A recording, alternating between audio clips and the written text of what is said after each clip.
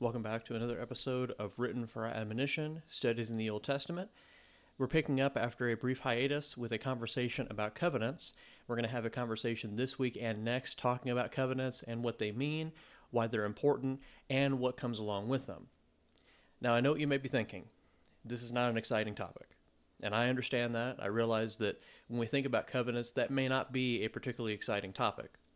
But though it may not sound exciting to us, it is something that's very important for how we understand what the Scripture teaches. Because at the core of what the Scripture teaches about a relationship with God is the idea of a covenant. We're going to see that brought forth when we study some passages from the Old Testament. But really, the idea of a covenant is just baked into Scripture. It's baked into what God did with His people in the past and what He does with us now. So we really need to spend some time understanding why these matter and what they even mean to begin with. And we realize that in our world today, the way that we might understand the word covenant is probably going to be a little bit different from what Scripture means. And that's to be expected. We understand that in many cases with Scripture, the words that are used have a slightly different meaning, or in some cases a significantly different meaning today than they did in the days in which they were used from the perspective of Scripture. So with that being said, the way that you and I might see a covenant is going to be a legal covenant. And what that's typically going to be is something that's part of a contract or a deed. So it still has the idea of legal language behind it. It's still an agreement we have with someone, but it's something that's flexible, something that's negotiable. It's not a fixed idea. And it doesn't really establish anything other than just an agreement between two parties that are going to be seen as equals. So that's how we might use the idea of a legal covenant today to accomplish certain things when it comes to our land or our property or any number of things. A legal covenant is how that's going to proceed. But is that what the Bible means when it talks about a covenant? The answer to that would be no. Because when we come to the Scripture, especially the Old Testament, but this also applies to the New Testament, the idea of a covenant is that it is an agreement, but what kind of agreement are we talking about? We're not talking about a contract. We're not talking about a land title or a deed. We're talking about something that is far more significant than that. Don't just take my word for this. Let's turn to the Scripture and look at something in Exodus chapter 24, verses 1 through 8, that really brings out the idea that a covenant is a lot more than just some agreement between two equal parties. So again, we're going to go to Exodus chapter 24, verses 1 through 8. This passage, as simple as it may seem, has a lot of significance. So let's go ahead and just read it, and then we'll talk about what we're dealing with in this text. So again, here's Exodus chapter 24. I'm going to ask you to join me, start reading in verse 1. Now he said to Moses, "Come up to the Lord, you and Aaron, Nadab and Abihu, and 70 of the elders of Israel, and worship from afar. And Moses alone shall come near the Lord, but they shall not come near, nor shall the people go up with him." So Moses came and told the people all the words of the Lord and all the judgments. And all the people answered with one voice and said, "All the words which the Lord has said we will do." And Moses wrote all the words of the Lord. And he rose early in the morning, and built an altar at the foot of the mountain, and 12 pillars according to the 12 tribes of Israel. Then he sent young men of the children of Israel, who offered burnt offerings and sacrificed peace offerings of oxen to the Lord. And Moses took half the blood and put it in basins, and half the blood he sprinkled on the altar. Then he took the book of the covenant and read in the hearing of the people, and they said, "All that the Lord has said we will do, and be obedient." And Moses took the blood, sprinkled it on the people, and said, "This is the blood of the covenant which the Lord has made with you according to all these words." Let's take a step back just very quickly into some of the earlier chapters of Exodus before we dive into what this says. Remember Exodus 20? What takes place there? We have the giving of the Ten Commandments. That's what that chapter is most known for. But chapters 21 through 23 are also laws. But what do all of these laws and commandments have to do with one another? Well, they have to do with the covenant that God was making with Israel, which takes us back even to chapter 19, where God said that he wanted to make Israel his people. He was going to set them apart from the nations, so on it goes. All of that centered in, though, on the idea of a covenant. But understand something that we see very plainly here. Is there a negotiation that the people have with God? Do they tell God, "We'll be your people if you do thus and such," and God says, "Well, I'll agree to those terms, but let's modify this addendum"? None of that's happening here. Understand what's taking place in these verses is very plainly, God has set forth in chapters 19 through 23 specifically, especially chapters 20 through 23, the terms of his covenant. He's telling the people of Israel, these are my terms, you accept it or you reject it. And he's basically putting that question before them without asking it directly. That's basically what's happening here. And the people respond in verse 3, all the words which the Lord has said, we will do. Notice that right here. All the words which the Lord has said, we will do. So they agree to God's covenant. They're going to do what he has commanded. And again, that's going to take you back to chapters 20 through 23 and what that entails. And there's still a bit more to come, of course, that we know that later on in the book of the law. So all that being said, the people of Israel agree to that covenant that God has set forth before them. And notice also what's happening here with Moses. So Moses is going to take some blood. He's going to take blood from animals, and he's going to sprinkle this blood in different objects and articles and even the people themselves. And we scratch our heads when we read that and we think that's kind of disgusting, actually. Why would he bother doing that? But there's a lot of significance behind this. That blood that was sprinkled was intended to dedicate the people to God and be the official declaration that they had accepted his covenant and had become his people. And again, in verse 7, notice what they repeat. After Moses does this, all that the Lord has said we will do and be obedient. So once again, they are agreeing to God's covenant. They're agreeing to the terms that attend it. They want to be partakers of this. They're not negotiating with God. They're not talking back and forth about this. God has set forth the terms. They have accepted these terms, and they are now bound to follow after them. That is the way covenants in the Bible are patterned. It is never a negotiation between two equal parties when it comes to God's covenants. Now, we understand there's different covenants that we find in Scripture, sometimes between two people, and in that case, that would be something more akin to what we have today. But when we come to the Bible and we talk about God's covenants with people, it is always a lesser to the greater. The lesser, of course, being man, and the greater, of course, being God. And he sets forth those terms. You accept it or you reject it. And that's why in verse 8, notice what Moses says after he sprinkles the people with blood. This is the blood of the what? This is the blood of the covenant which the Lord has made with you according to all these words. So here, the people of Israel have been brought into a relationship with God through what has taken place and their agreement to his covenant terms. So again, when we come to this conversation, we might think, this isn't really all that exciting. I don't have much interest in this. But man, this has a lot of significance to the faith we profess even now. And we're going to see that born from our conversation we're going to have about some other passages.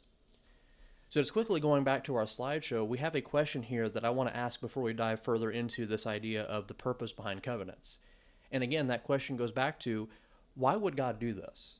I mean, couldn't he have done something else to establish relationships with his people or make promises? I mean, why go the avenue of covenants?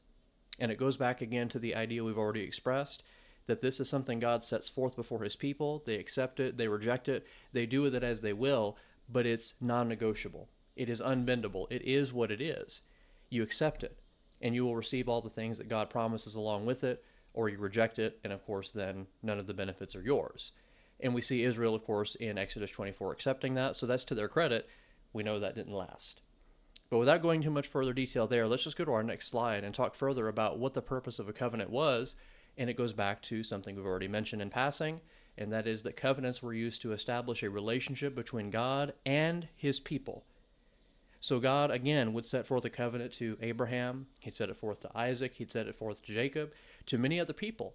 And that covenant is what established a relationship between that person and God. Now, something you might have heard, I'm almost certain that you've heard this, is that Christianity is about a relationship, not religion.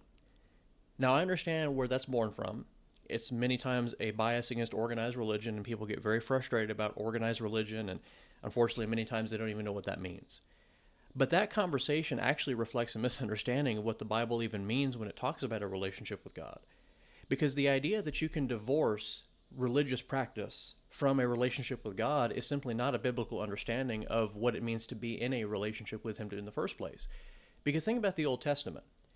The covenant didn't just entail things about your personal beliefs or your personal practice. Obviously, those things were involved. But did it not also involve certain religious practices like sacrifice and things like worship and so many other things we could bring forth? If it was all just about a personal relationship without any hint of religious devotion, then why wouldn't God be clearer about that in both Old and New Testament, when it's pretty evident that things are all bound up together? So the covenant includes all of this. It's not just a one or the other. It's all of it together. So relationship is important, yes, but you can only enter into that relationship with God through the covenant that he has set forth. And we're talking about the Old Testament, of course, the Old Covenant. So we understand that's not what we're bound to today. But the same fact remains when we talk about the New Covenant, because that's the only way you can enter into that relationship with God. And of course, again, that covenant will involve religious devotion. So these things are bound up together. It's not a one or the other type of situation. If you're going to follow God, if you're going to be in a relationship with Him, you have to enter into His covenant by the terms that He sets forth. And you and I have no right to negotiate with God and say, well, I'll do thus and such if you do thus and such for me. That's not how this operates. God has set forth His terms. We accept it or we reject it. That choice is ours. But we cannot tell God what we're going to do or not do when it comes to our agreement with Him. It's a one-sided affair in that respect.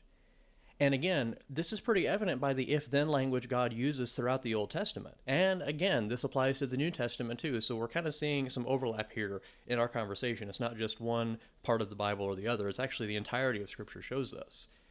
But let's consider a couple passages that actually show this if-then language. Now, coming from a programmer's background, kind of like what I do with some things that I do in programming, an if-then statement is simply a conditional statement. You're saying that if this condition happens, then you want to do this. Well, when it comes to what God is proposing to His people in the form of these covenants, it's pretty evident that He's setting forth conditions, and His expectation is if you perform those conditions, if you uphold your part of the bargain, as it were, then He's going to do these things for you as well. So let's go ahead and look at another passage here in the book of Exodus. And I'm thinking specifically about chapter 19, verses 5 through 6. So here's Exodus chapter 19, verses 5 through 6. And let's just read that together, and you'll see this if-then language used. Now, therefore, if you will indeed obey my voice and keep my covenant, then you shall be a special treasure to me above all people, for all the earth is mine. And you shall be to me a kingdom of priests and a holy nation. These are the words which you shall speak to the children of Israel. Did you catch the if-then statement there in verse 5? Now, therefore, if you will do what? Obey my voice and keep my covenant. So there's two conditions. Obey God's voice and keep God's covenant.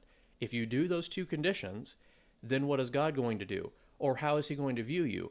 You will be to Him a special treasure, to Him above all people, and all the earth is His, and it goes on from there in verse 6. Now again, this is specific to Israel. We know this is not just generally to all people. We understand through Christ that this same thing can be true, but that's a different conversation. But just focusing on what this specifically is talking about and the people to whom this was promised, we see that if-then language used here. And again, it is pretty evident that if you don't do what God says in verse 5, if you don't obey His voice and you don't keep His covenant, then you're not going to be a special treasure to Him. So we understand there's a conditional aspect to these covenants.